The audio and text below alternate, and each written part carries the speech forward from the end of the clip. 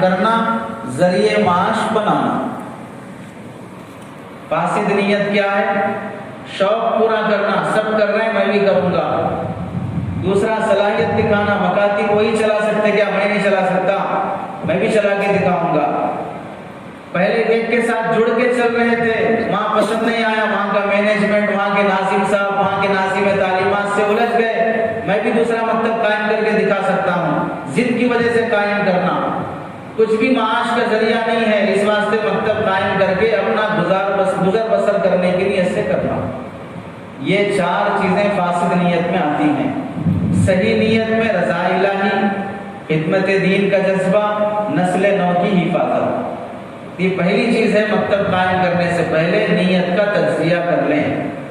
دوسری بات، مکتب قائم کرنے میں کسی صاحب دل، علاقے کے ذمہ دار عالم دین سے مشورہ کر لیں۔ صاحب دل سے یا کسی ذمہ دار عالم دین سے مشورہ کر لیں، میں مکتب قائم کرنا چاہتا ہوں، اس سلسلے میں آپ کا کیا مشورہ ہے، کیسے قائم کروں، کیسے اسے ترتیب دوں۔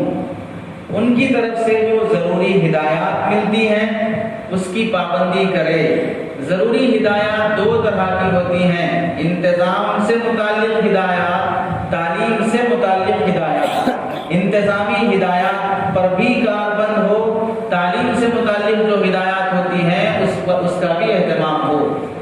تو کسی عالم دین کا مشورہ، اس کا مشورہ انتظام کا ہے یا تعلیم کا ہے، دونوں کے حدود قائم کر لیں۔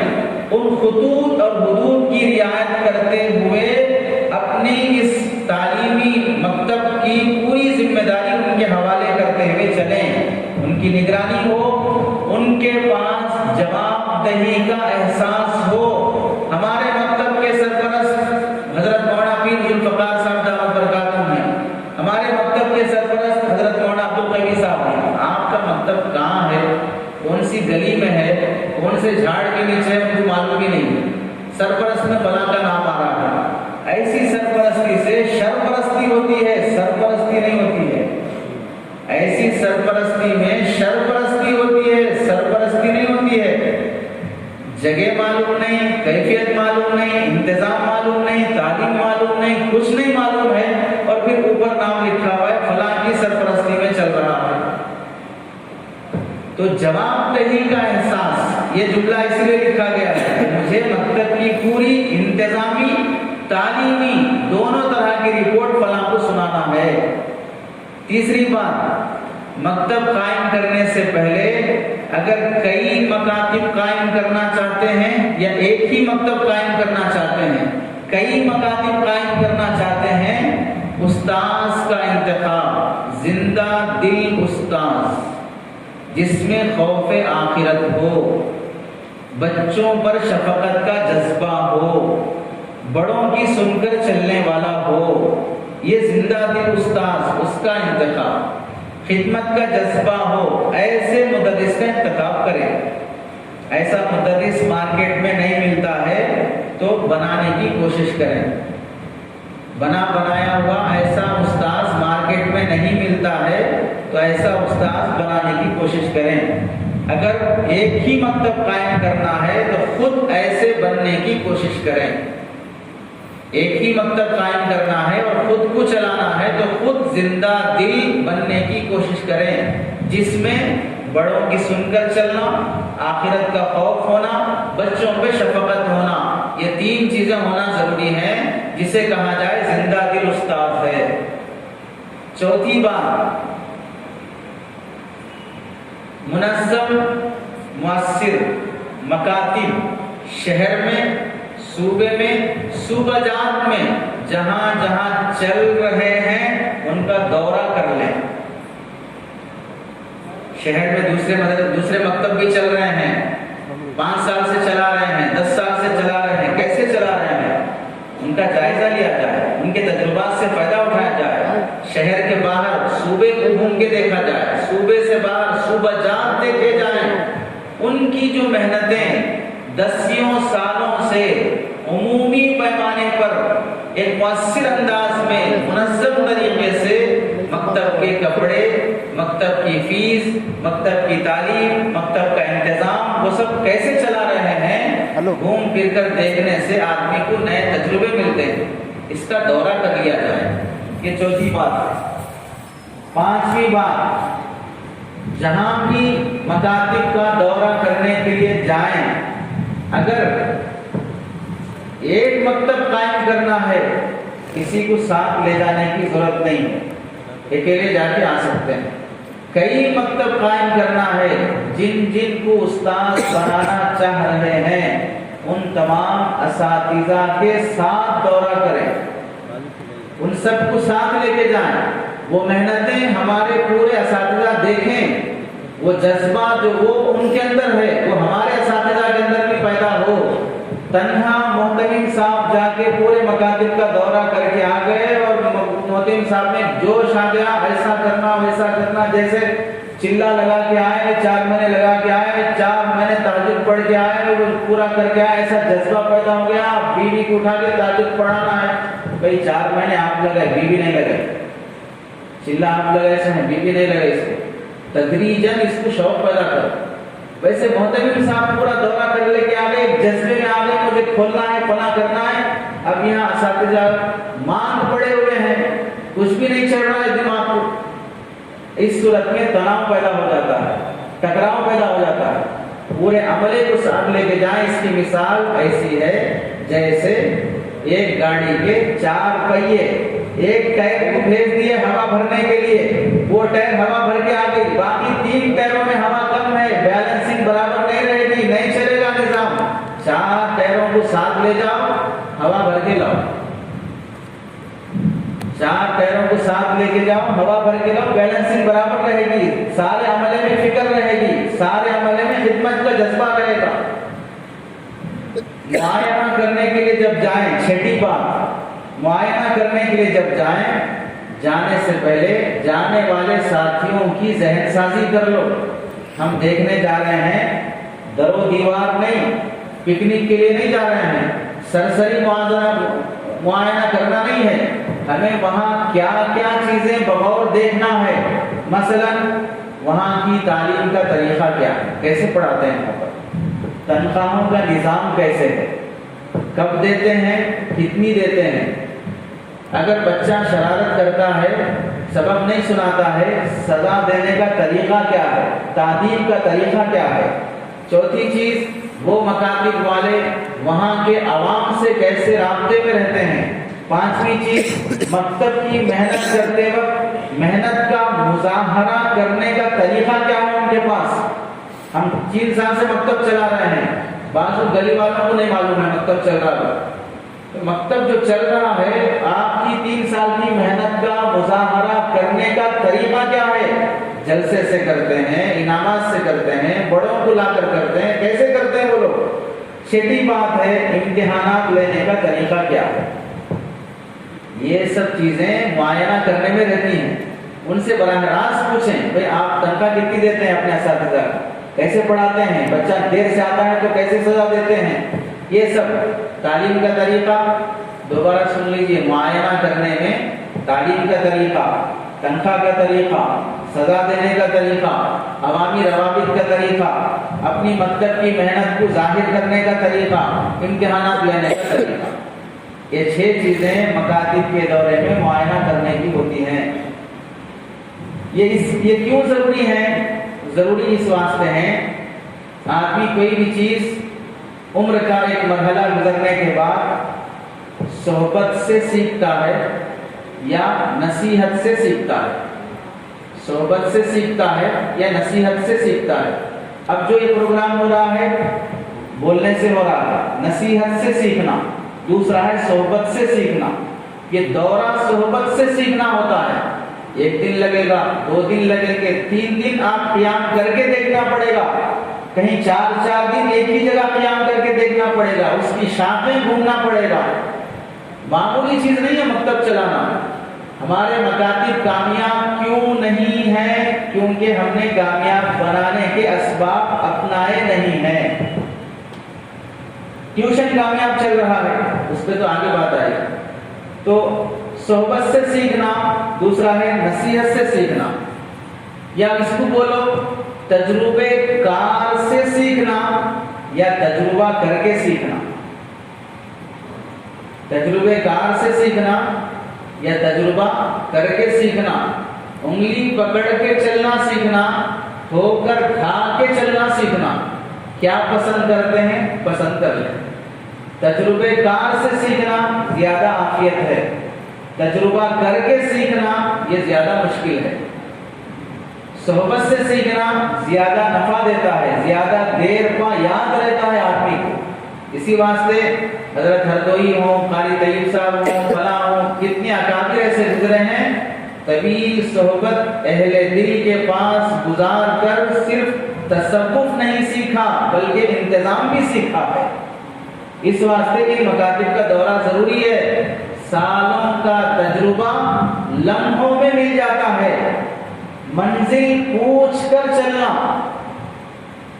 یا منزل کی طرف چلنے والے کے ساتھ چلنا، منزل کی طرف چلنے والے کے ساتھ چلنا یا منزل پوچھ پوچھ کے تلاش کر کر کے چلنا، دونوں میں جو آسان ہے اس کا انتخاب کر لیں۔ ساتویں بات، مکتب جو پڑھاتے ہیں اس میں کئی اساتذہ پڑھاتے ہوں، تدریب المعلمین کا اہتمام ہو۔ پڑھانے والے کیسے پڑھائیں، کیا پڑھائیں، یہ بات کی بات ہے، کیسے پڑھائیں یہ پہلی بات ہے۔ مجھے کیا پڑھانا ہے یہ نہیں بتانا ہے، مجھے یہ بتانا ہے کہ پڑھایا کیسے جاتا ہے۔ دنیا جہاں ترقی کر رہی ہے وہاں پڑھانے کے طریقوں میں بھی ترقی ہو رہی ہے۔ نئے زمانے میں پڑھانے کے پرانے طریقے کارگر، مفید، مؤثر ثابت نہیں ہو سکتے۔ جلدی آسانی سے بچوں کے ذہن میں بات پہنچ جائے، کس انداز سے پڑھایا جائے، تو اساتذہ کے پڑھانے کا طریقہ سیکھنے کے لیے تدریب کا پروگرام مکتب میں کیسے پڑھانا چاہیے اسے مثال سے سمجھ لیں۔ ایک ہے سانچہ، دوسرا ہے سانچے میں بنائی جانے والی چیز۔ سانچہ استاد، سانچے میں بننے والی چیز شاگرد۔ سانچہ صحیح ڈھنگ کا ہے، اس میں بننے والی چیز صحیح ڈھنگ کی ہوگی۔ سانچہ ٹیڑھا ہے، اس میں بننے والی چیز بھی ٹیڑھی ہوگی۔ سانچے کا پیجامہ ٹخنے سے نیچے ہے تو پڑھنے والے کا پیجامہ ٹخنے سے نیچے رہے گا۔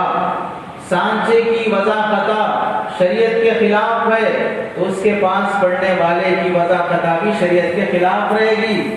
سانچے کا بننا تعلیماً اخلاقاً ضروری رہتا ہے، اس واسطے تدریب المعلمین کا اہتمام ضروری ہے۔ امام کی نماز فاسد ہوگی تو مقتدی کی بھی فاسد ہوگی، استاذ کی روش غلط ہوگی تو لڑکوں کی روش بھی غلط ہوگی۔ قاعدہ پڑھانا آسان کام نہیں ہے، قاعدہ پڑھانا بھی بہت بڑی ذمہ داری رکھتا ہے۔ چھوٹے بچوں پر کھپت، چھوٹے بچوں پہ صلاحیت لگانا، بخاری شریف پڑھا لینا آسان ہے، مختصر المعانی پڑھا لینا آسان ہے، حسامی پڑھا لینا آسان ہے، قاعدہ پڑھا لینا مشکل ہے۔ اتنا کھیل کے نکالنا پڑتا ہے کہ رات ہوتے ہوئے آدمی بیوی کو بات کرنے کے لائق نہیں رہتا ہے، تو سیکھنے کی چیز رہتی ہے۔ تو تدریب المعلمین کا اہتمام ضروری ہے۔ اب جب اساتذہ کی ٹریننگ ہوگی تدریب المعلمین کہ کیسے پڑھانا ہے، اس میں کیا چیزیں سیکھنے کی رہتی ہیں؟ پہلی بات انداز تدریس، کیسے پڑھانا ہے۔ دوسری بات بچوں کی نفسیات، چھوٹے بچوں کو کیسے ہینڈل کرنا، ان کی نفسیات کو سمجھنا۔ تیسری بات بچوں سے کیسے پیش آنا، حسن سلوک۔ چوتھی بات بچوں کی لغزشوں پر، ان کے شور شرابے پر سزا دینے کا انداز۔ اس میں آتا ہے سزا میں پہلے جزا دو اس کے بعد سزا دو، پہلے جزا دو اس کے بعد سزا دو۔ جزا کا مطلب یہ ہے بچہ آج پہلی تختی اچھا سنایا، زبان سے ماشاءاللہ بولو، 1 روپے کا چاکلیٹ لا کے بچے کو خوشی میں دو، کل غلط سنایا تھوڑی سی تنبیہ کر لو، تو بیلنسنگ برابر رہے گی، غلطی پر سزا ہے، نیکی پر جزا ہے۔ پوری تختی صحیح سنایا، ماشاءاللہ تک نہیں نکلا، ایک لفظ غلط نکل گیا، پٹائی شروع ہو گئی۔ اچھائیاں تو سامنے ہے ہی نہیں ہے، ہمت افزائی تو سامنے ہے ہی نہیں ہے، تو یہ سیکھنے کی چیز رہتی ہے کہ تعدیب میں جزا پہلے ہو، سزا بعد میں ہو۔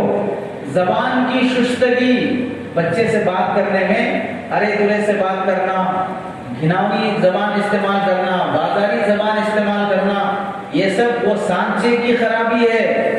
جو ذہن میں ہے وہ دہن میں ہے، دماغ میں جو ہے زبان پہ وہ ہے، تو جو ذہن میں وہ دہن میں، زبان غلیظ نکل رہی ہے، دماغ غلیظ ہونے کی دلیل ہے۔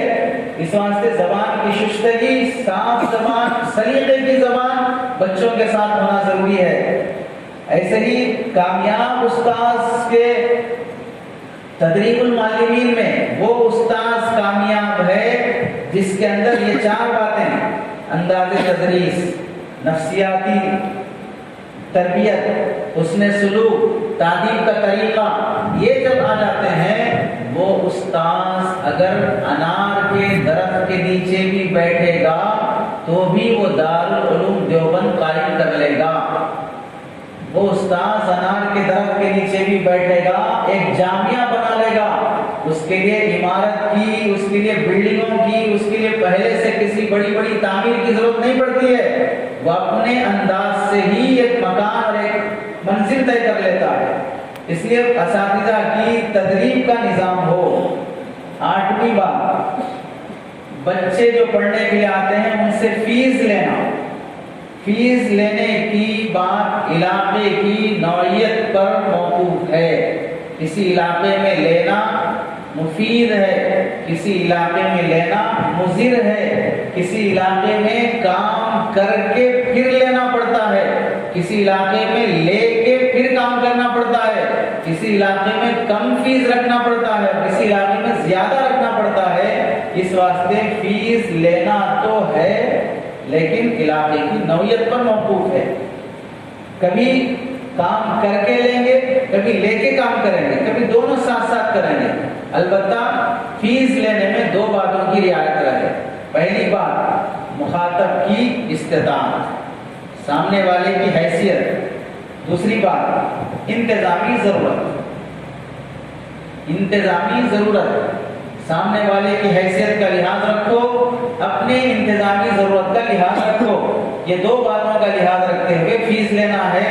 بیچارہ حیثیت کا نہیں ہے، 2000 روپے مکتب کی فیس، 1500 روپے مکتب کی فیس، 500 روپے مکتب کی فیس، جبکہ سامنے والا اس حیثیت کا نہیں ہے، غلط بات ہے۔ ہاں سامنے والا حیثیت کا ہے پھر لو۔ دوسری بات، انتظام کی ضرورت، پڑھانے والے اساتذہ کی تنخواہیں ہیں، دوسرا انتظام متعلق ہے، اس کی بھی ضرورت کا لحاظ رکھو۔ جتنی ضرورت ہو رہی ہے اتنی فیس آ رہی ہے، بس کافی ہے۔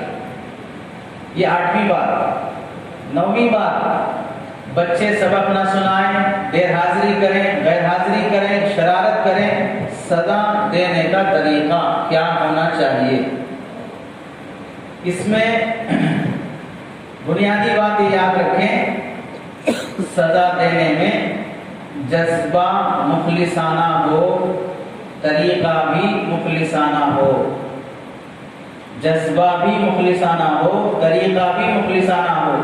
نحو میں پڑھے ہیں مفعول لہو کی مثال میں، کیوں مارے بھی آپ بچے کو؟ ضربتہ تعدیباً، میں اسے ادب سکھانے کے لیے مارا ہوں۔ جذبہ تو اچھا ہے آپ کا، ادب سکھانے کے لیے کیسا مارے؟ یہ مارنے کا طریقہ ہے۔ جذبہ تو ٹھیک ہے، طریقہ بھی ٹھیک ہونا چاہیے۔ صرف جذبہ مخلصانہ ہونا کافی نہیں ہے، طریقہ بھی مخلصانہ ہونا چاہیے، جسے دیکھ کر یہ محسوس ہو اس بچے کے ماں باپ کو کہ میرے استاذ کی یہ مار میرے بچے کے حق میں مفید ہے۔ یہ ہونا چاہیے، خود بچے اور بچے کے ماں باپ کے دل میں پیدا ہونا۔ ایسا نہ ہو کہ آپ کے دیکھیے جذبہ یہ دماغ میں یا دل میں ہوتا ہے، وہ دکھتا تو نہیں، لیکن جو طریقہ آپ استعمال کر رہے ہیں وہ دکھ کے آ رہا ہے۔ پیٹھ پہ داغ پڑے ہوئے ہیں، بچے کے ہاتھ پھول گئے ہیں، بچے کی آنکھ پھوٹ گئی ہے، یہ جو طریقہ آپ کا دکھ کے آ رہا ہے، جذبہ مخلصانہ ہوگا، وہ فیما بینہ و بین اللہ دیانتن جسے بولتے ہیں وہاں پر ہے، لیکن فیما و بینہ و بین الناس خزان جسے بولتے ہیں وہ تو آپ کا طریقے کی غلط کاری ثابت ہو رہی ہے۔ سزا دینے میں اس بات کا لحاظ ہو، جذبہ بھی مخلصانہ، طریقہ بھی مخلصانہ۔ دوسری بات، سزا دینے میں چھڑی کا لکڑی کا استعمال نہ کریں، پولیس والے نہ بنے، استاذ ہی رہے، پولیس نہ بنے۔ تیسری بات، سزا دینے میں بچے کو جلدی مکتب سے نہ نکالیں، بھیج دیے گھر کو، چلے جاؤ یہاں سے، بڑی محنت سے لائیں، اس کے آنے کے لیے دعائیں ہوئی ہیں، اس کے ماں باپ نے کچھ منتیں مرادیں کی ہیں، مستقبل اور فیوچر، بہت سے کن ذہن بچے آگے چل کے دین کے بڑے خادم بن سکتے ہیں، اس واسطے جلدی اخراج جسے بولتے ہیں، چھٹی کر دیے، نکال دیے، ایسا جلدی سزا میں اخراج کو اصلاح کا ذریعہ نہ بنائیں۔ پہلی بات، میں جو بول رہا ہوں سمجھ میں آ رہا ہے؟ نمبرات آپ کو یاد ہو رہے ہیں؟ پہلی بات جذبہ مخلصانہ، طریقہ بھی مخلصانہ۔ دوسری بات، لکڑی اور چھڑی کا استعمال نہ کیا جائے۔ تیسری بات، سزا میں جلدی اخراج اور رخصت نہ کیا جائے۔ چوتھی بات، سزا پہلے انعام سے شروع کی جائے، سزا پہلے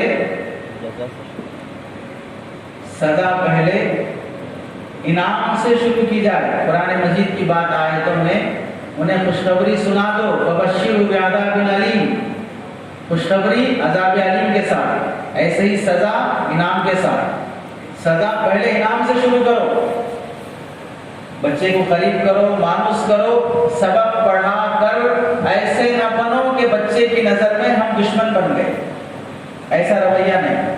بچہ مکتب کے باہر جانے کے بعد بھی ہماری محبت میں سرشار رہے، اس واسطے سزا پہلے انعام سے شروع کرو، ترغیب سے شروع کرو۔ پانچویں بات، اس بچے کا نام لے کر اس بچے کی خاطر صلاۃ الحاجت پڑھ کے دعا کرو۔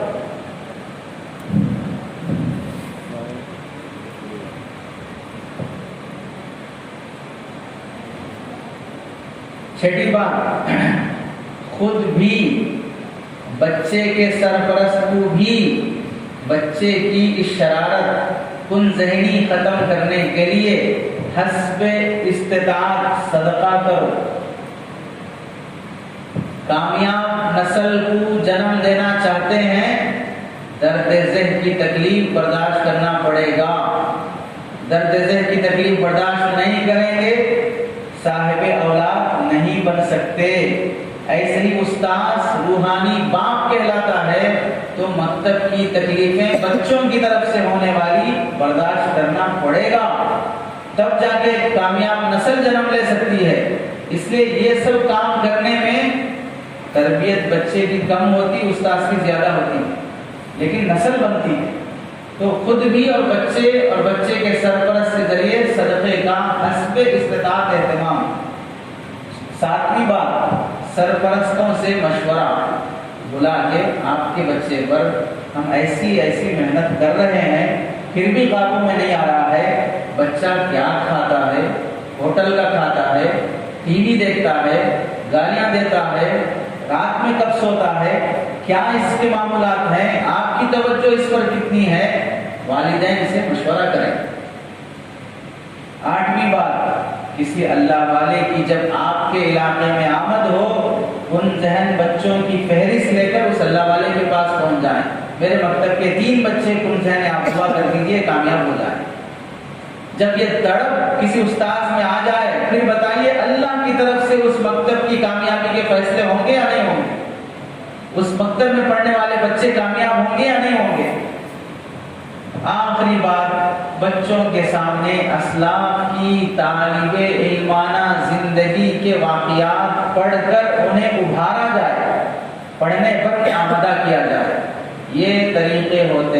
سزا دینے کے۔ اس کے بعد 11ویں نمبر پہ شروع ہوتا ہے سزا وہ دی جائے بقول حضرت تھانوی کے جس میں بچے کی جسمانی ورزش کا لحاظ ہو۔ اٹھ بیٹھ کراؤ، ڈپس مارنے لگاؤ اور کچھ 2-4 ڈمبلس لا کے رکھ لو اور اپنے میدان کا دوڑ لگاؤ کہ 4-5 راؤنڈ دوڑ کے آؤ۔ دوڑنے میں ورزش ہے، اٹھ بیٹھ کرنے میں ورزش ہے، ڈپس مارنے میں ورزش ہے، رسی کھلاؤ اس میں ورزش ہے، یہ سب ورزش ہے۔ لیکن جب آپ بولیں گے اس کو، وہ اسے سزا دکھے گی۔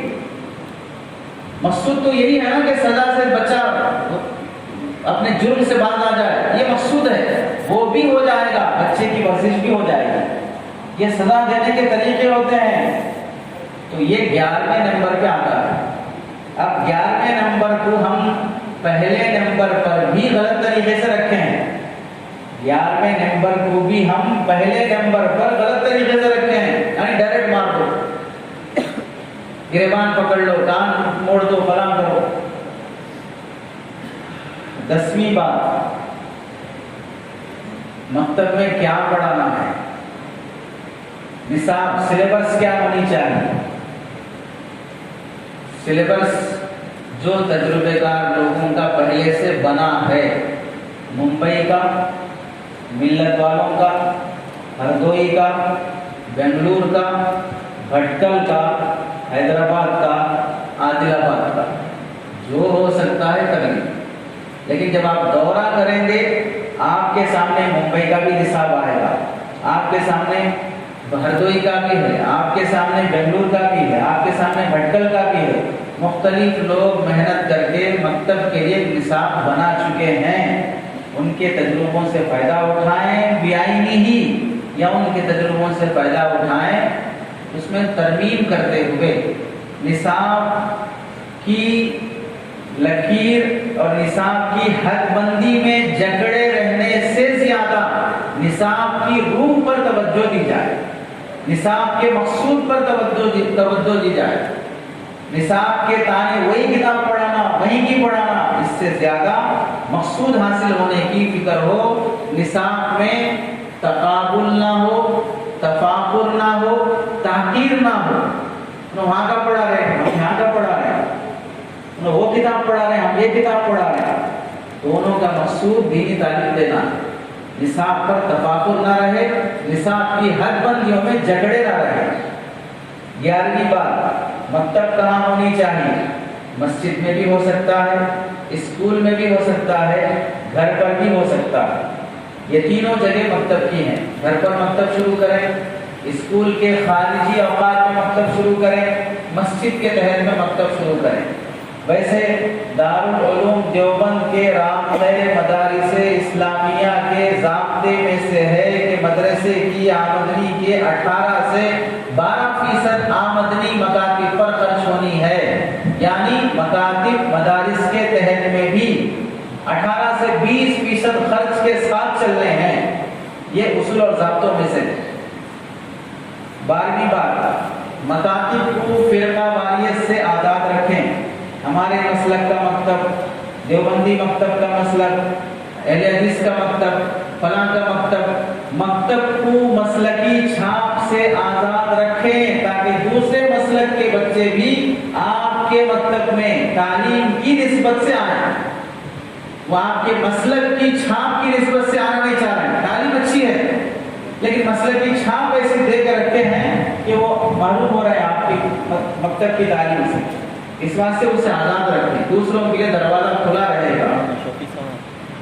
13ویں بات، پڑھانے میں نصاب کوئی بھی متعین کریں، البتہ یہ عمومی چیزیں ہوتی ہیں جو داخل نصاب ہوتی ہیں۔ نمبر 1، قرآن قاعدہ پڑھانا، ناظرہ قرآن پڑھانا، جو بچے ذہین ہیں حفظ پڑھانا تجوید کے ساتھ، حدیثیں پڑھانا، دعائیں پڑھانا، اردو پڑھانا، عقائد پڑھانا، اخلاقیات پڑھانا۔ یہ سب مضامین ہوتے ہیں جو مکتب میں پڑھائے جاتے ہیں۔ قرآن قاعدہ، ناظرہ، حفظ مع تجوید، احادیث، دعائیں، اردو، عقائد، اخلاقیات، یہ چیزیں پڑھانے کا اہتمام ہو۔ 14ویں بات، اہم کام جو مکاتب میں ہونا چاہیے جو نہیں ہو رہا ہے 100 میں سے 95% جو نہیں ہو رہا ہے ہونا چاہیے اور ضروری ہے، وہ ہے بچوں کی ذہنی تربیت، دینی ذہن سازی۔ بچہ کن ذہن ہے، نہیں پڑھ رہا ہے، لیکن آپ اسے اسلامی واقعات، سیرتی واقعات، صحابہ اور اسلاف کے واقعات اور کہانیاں ایسی سنا کہ اس کا ذہن ایسا بنا دیے وہ دماغ کے اعتبار سے دیندار ذہن کا بن گیا۔ عیسائی مشنریز اسکولوں میں تعلیم اچھی ہونے کے ساتھ ساتھ بچوں کی ذہن سازی، اس سے پہلے تو اسکول کیسے قائم کریں کہ عنوان میں آپ کے سامنے جو شرکیہ تعلیم دی جا رہی تھی وہ ذہن سازی تھی، وہ ذہن اس کا مشرک بنایا جا رہا تھا۔ ویسی ذہن سازی ہمارے مکاتب میں نہیں ہوتی ہے۔ مکتب میں اخلاقی کہانیاں سنانے کا اہتمام نہیں ہوتا، سیرت کے واقعات سنانے کا اہتمام نہیں ہوتا۔ ایسے قصے سبق سنانے میں بچہ کمی کوتاہی کرے گا، لیکن بچے کو یہ بولے چلو بچوں میں آج تم کو ایک قصہ سناتا ہوں، ایک بادشاہ کی کہانی سناتا ہوں، ان ذہن بچہ بھی پورے بچے متوجہ ہو جاتے ہیں قصہ کہانی سننے کے لیے، بلکہ بچے بھی نہیں ہم لوگ بھی بیان میں اس وقت متوجہ ہوتے ہیں جب خطیب صاحب کوئی بھاری قصہ شروع کرتے ہیں، بلکہ عوام بھی اس خطیب کو بہت پسند کرتی ہے جس کے خطبے میں قصے زیادہ ہوتے ہیں، اور ہم بھی پورے بیان میں صرف وہ یاد رکھتے ہیں جو قصہ ہوتا ہے، اس کا ماں قبل ماں بعد سیاق سباق سب ہضم ہو جاتا ہے، پتہ چلا قصوں میں بہت اثر ہوتا ہے۔ اس لیے ذہن سازی کے لیے قصے سنانے کا اہتمام، کس کے قصے، کون سی کتاب، عبد الملک مجاہد صاحب کی، اسحاق ملتانی صاحب کی، افضل حسین لکھنوی صاحب کی، مائی خیر آبادی کی، ملت والوں نے 5 حوالے آپ کو دیے ہیں، ان میں سے جن کی چاہے آپ کتابیں لیں، سب اہم ہیں، سب اچھی ہیں۔ یہ کتابیں خرید کے بچوں کو 5 منٹ میں قصہ لگے، ایسا نہیں کہ قصہ بولنے کے بعد یہ بولنا پڑے گا قصہ بولا، قصہ لگے، اسے اس کی طرح سنائیں، کہانی کی طرح سنائیں، بچوں کے ساتھ بچے بن جائیں تھوڑی دیر کے لیے۔ 15ویں بات،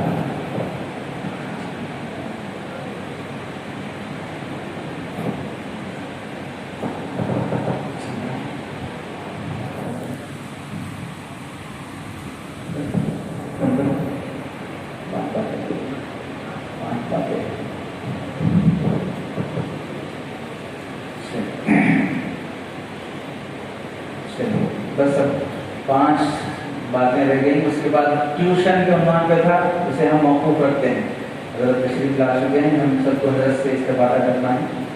اس کے بعد دوسرا عنوان تھا بین مذاہب نکاح کا، مسلمان لڑکیاں غیروں کے ساتھ جانے کے اسباب کیا ہیں اور ہماری ذمہ داریاں کیا ہیں۔ یہ اللہ نے توفیق دی، موقع دیا تو رہے گا، یا نہیں تو جب اللہ توفیق بخشے۔ مختصر سن لیں 15ویں چیز مکتب کے سلسلے میں، یہ 14ویں چیز میں جو ہم بتائے کہ یہ ذہن سازی ضروری ہے، یہ کیوں ہے؟ اس واسطے کہ بچے سورے بھی یاد کر لیتے، حدیثیں بھی یاد کر لیتے، دعائیں بھی یاد کر لیتے، گالیاں نہیں بھولتے، بے ادبی نہیں بھولتے۔ 40 حدیثیں بھی یاد ہیں، 40 گالیاں بھی یاد ہیں، 40 حدیثیں بھی یاد ہیں، 40 گانے بھی یاد ہیں۔ یہ ذہنی تربیت نہیں ہونے کی وجہ سے ہوتی ہے۔ 15ویں بات، جو بھی مکتب مکاتب کی شکل میں 5، 6، 8، 10 مکتب چل رہے ہیں، اس کا ایک انتظام جڑا ہو، اس کا ایک مالیات ہو، اب ایسی صورت میں ماہانہ رپورٹ بچوں کی تیار کرنا، اس مہینے میں فلاں بچہ کون سی تختی سے کون سی تختی تک پڑھا، وہ رپورٹ تیار کرنا، وہ رپورٹ انتظامیہ کو دینا جس کے تحت میں ہمارا مکتب چل رہا ہے، وہ رپورٹ بچوں کے سرپرستوں کو دینا کہ اس مہینے میں آپ کا بچہ یہ تختی سے تختی تک، یہ پارے سے پارے تک پڑھا ہے، اور پھر ہر مہینے کا نصاب متعین ہونے کے بعد مہینے کے اندر وہ نصاب قابو میں آ جاتا ہے تو وہ بچہ، مثلا ہم یہ طے کیے اگر جو بچہ ایک مہینے میں 2 پارے ناظرہ قرآن تجوید سے سلاست کے ساتھ پڑھ لے گا، ہم اسے مدرسے کی مکتب کی طرف سے 20 روپے انعام دیں گے، 100 روپے انعام دیں گے، یہ متعین کیے ہیں۔ اور کوئی بچہ اسے فالو کر کے مہینے میں 2 پارے ناظرہ پڑھ لیا، 1 پارہ حفظ کر لیا، 4 تختیاں پڑھ لیا ہے، نصاب قابو میں آ رہا ہے بچوں کا، تو ہر مہینہ بچوں کے انعام کا اہتمام، چھوٹا موٹا ہی کیوں نہ صحیح۔ اور پھر بچوں کو 6 مہینے میں، 3 مہینے میں، سال میں، سیمائی، ششمائی، سالانہ، ان 3 مہینوں میں تعلیم اچھی پڑھنے کا، اخلاق کا، صفائی کا، ان 3 چیزوں کا انعام دینے کا اہتمام کریں۔ بچہ اچھا پڑھتا ہے، اس بچے کے اخلاق اچھے ہیں، یہ بچہ صاف صفائی میں بڑا، خدمت میں بڑا اچھا رہتا ہے، اس کا بچوں میں اہتمام آپ شروع کریں گے تو ہر بچے میں صفائی، ہر بچے میں خدمت، ہر بچے میں اخلاق کا جذبہ پیدا ہوگا۔ 16ویں بات، بچے جس مکتب میں پڑھ رہے ہیں اس مکتب کے بچوں کے والدین کو جمع کرنے کا اہتمام، پیرنٹس میٹنگ، اس کا اہتمام۔ اس کے علاوہ جلسوں میں، مکتب کا جلسہ ہو رہا ہے، ہر بچے کے ماں باپ کو جلسے میں خصوصی دعوت کا اہتمام، انہیں بلایا جائے۔ وہ ماں باپ بچوں کو پابندی سے بھیجنے پر آپ کا مکتب چلا ہے، وہ ماں باپ بچوں کے مکتب کی تعلیم پر توجہ دینے کی وجہ سے ہمارا مکتب چلا ہے۔ شاندار جلسہ کر رہے ہیں، ماں باپ کو پتا بھی نہیں ہے، وہ جلسہ ان ماں باپ کے بچوں کی بنیاد پر ہو رہا ہے، اس واسطے جلسوں میں ان بچوں کے ماں باپ کو بلانے کا اہتمام۔ مخلص سرپرستوں کی شان پوشی، آپ کے مکتب کا تعاون کر رہے ہیں، آپ کے مکتب میں ٹائم دے رہے ہیں، آپ کے مکتب میں مفید مشورے دے رہے ہیں، ایسے جو مخلص احباب ہوتے ہیں ان کو ایسے موقعوں پر، جلسوں کے موقعوں پر انہیں بھی ہمت افزائی، شان پوشی سے، ان کے 2-4 تعریف کے جملوں سے کی جائے۔ والدین کی دلچسپی کے بغیر، مخلص معاونین کے تعاون کے بغیر ہم کوئی مکتب، کوئی ادارہ چلا نہیں سکتے ہیں، اس واسطے والدین سے لاپرواہی برتنا بچوں کی ترقی میں اور بچوں کی کثرت میں مخل بن جانا ہوتا ہے۔ 17ویں بات، مکتب کی تعلیم میں نصاب کی تحدید کی جائے۔ قاعدہ پڑھ رہا ہے، اتنے مہینے میں قاعدہ ختم کرنا ہمارے مکتب کا اصول ہے، کون سی تختی کتنے مہینے میں پڑھ لینا یہ متعین ہونا ضروری ہے۔ نہیں ہونے کی وجہ سے 2 سال سے مکتب کو آ وہی 4 نورانی قاعدے پڑھ گئے، اب تک 4 نورانی قاعدے پڑھ گئے، ختم نہیں ہوا، پڑھ کے پھاڑ دیا، لیکن نورانی قاعدے میں سے وجہ کیا ہے؟ نصاب کی تحدید متعین نہیں، کون سی تختی کب ختم کرنا، کتنے مہینے میں نورانی قاعدہ ہونا، کتنے مہینے میں ناظرہ ہونا۔ اس واسطے بعض والدین کی شکایت رہتی ہے 2 سال سے جا رہا ہوں مول صاحب مکتب کو، وہ 4ویں تختی میں سے 4 مول صاحب کو بدل دیے، کوئی بھی آ رہا میسج پڑھا رہا، کوئی بھی آ رہا میسج پڑھا رہا، جہاں کا ہے وہیں کچھ ہے۔ یہ سب شکایتیں ہوتی ہیں نصاب کی تحدید نہیں ہونے کی وجہ سے۔ 18ویں بات، مکتب پڑھانے والے اساتذہ کی تنخواہ معیاری ہو۔ مکتب پڑھانے والے اساتذہ کی تنخواہ معیاری ہو، سرکاری ملازمتوں سے مقابلہ کرنے کی ضرورت نہیں ہے، البتہ پڑھانے والے استاذ کی ضرورتوں سے صرف نظر بھی کرنے کی ضرورت نہیں۔ سرکاری ملازمتوں سے مقابلہ کرنے کی ضرورت نہیں ہے، لیکن پڑھانے والے استاذ کی ضرورتوں سے صرف نظر کرنے کی بھی ضرورت نہیں۔ معیاری تنخواہ رکھی جائے جس میں استاذ مکتب میں پڑھانے کو ترجیح دے، اسکول میں پڑھانے کو ترجیح نہ دے، مکتب میں پڑھانے کو ترجیح دے، وہ کسی کمپنی میں جاب کرنے کو ترجیح نہ دے۔ یہاں پڑھانے کو ترجیح دے، وہاں آن لائن پڑھانے کو ترجیح نہ دے، تو معیاری تنخواہ کا انتظام ہو، تدریس میں دلچسپی باقی رہے۔ اب اس کے لیے کیا کرنا ہے؟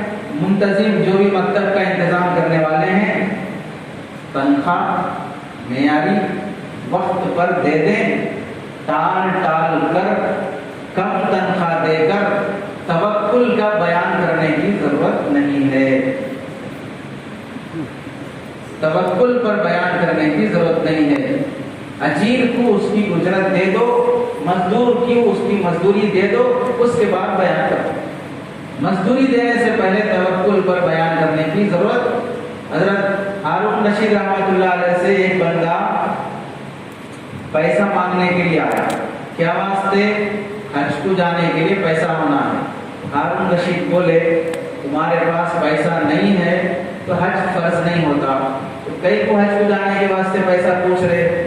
وہ بندہ بولا آپ سے پیسہ پوچھنے آیا، مسئلہ پوچھنے نہیں آیا، آپ سے پیسہ پوچھنے آیا، مسئلہ پوچھنے نہیں آیا ہے، تو دے دو، مسئلہ بتانے کی ضرورت نہیں۔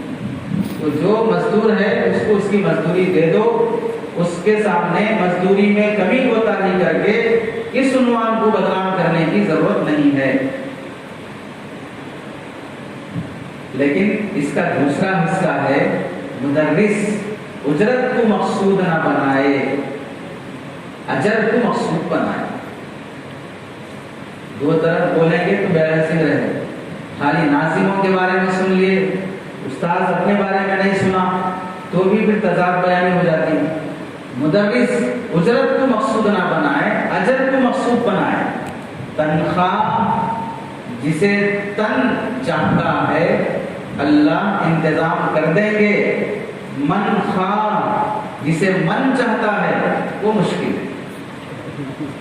تنخواہ جسے تن چاہتا ہے وہ آسان ہے، ہماری جسمانی ضرورتوں کی تکمیل کے لیے جتنا انتظام ہونا وہ اللہ کرا دیں گے، لیکن منخواہ جسے من چاہتا ہے، بھاری آئی فون ہو، بھاری کپڑے ہو، بھاری جوتے ہو، فلاں سے تقابل ہو، اسی لیے کہہ دیا گیا تھا سرکاری ملازمتوں سے مقابلے کی ضرورت نہیں ہے، لیکن اپنی ضرورتوں سے صرف نظر کی بھی ضرورت نہیں۔ 19ویں بات، سال میں ایک مرتبہ اپنے مکتب کا مختصر جلسہ، بچوں کو انعام، سرپرستوں کی ہمت افزائی کے ساتھ ساتھ پڑھانے والے مدرسین کی بھی ہمت افزائی۔ بچے اچھا پڑھے، مکتب میں مظاہرہ کر دیے، بچوں کو انعام دے رہے ہیں، بچوں کے ماں باپ یا معاملین کی بھی شادوشی ہو رہی ہے۔ جو بیچارہ 2 گھنٹے گلا پھاڑ کے پڑھایا وہ خالی منہ دیکھ لے کے بیٹھا ہے۔ ایسے جلسوں کے موقع پر پڑھانے والے مدرس کی بھی ہمت افزائی کا اہتمام ہو۔ آخری اور 20ویں بات، مکتب میں فون کا استعمال دوران مکتب ہرگز نہ کریں، بچوں کا وقت ضائع نہ کریں۔ جتنا ٹائم ہم مکتب کے لیے دے چکے ہیں وہ مکتب کا امانت ہے، اس امانت میں خیانت نہ ہو، پوری طریقے سے بچوں کی طرف توجہ۔ بچہ سبق سنا رہا، کون سا واٹس ایپ میں چیٹنگ کر لے گئے ہیں، بچہ سبق سنا رہا ہے، کون سا بات کر لے کے بیٹھے ہیں، تو وہ کون سا پہلا سنا رہا ہے، کیا تنقید سے پڑھ رہا ہے، بلکہ بعض ایسے واٹس ایپ میں فوٹوز بھی چلے جس میں بچہ پڑھ رہا ہے، کون سا واٹس ایپ میں فون میں گیم کھیل لیتے ہوئے بیٹھے ہیں۔ تو ایسے چیزیں جو بعض مرتبہ بدنامی کا ذریعہ بن جاتی ہیں۔ اس کے علاوہ بھی بچے کو ایسا مار رہے ہیں، ایسا پیٹ رہے ہیں، اس کا ویڈیو بن رہا ہے اور وہ وائرل ہو رہا ہے جو بدنامی کا ذریعہ بنتا ہے، تو مکتب میں وہ کام نہ کریں جس سے خیانت ہو، ہماری نسل برباد ہو، ہماری بدنامی کا ذریعہ بنے۔ یہ 20 باتیں آپ حضرات کے سامنے مکتب سے متعلق تھیں۔ امید ہے کہ ساری باتیں آ گئی ہوں گی۔ اس کے علاوہ کوئی اور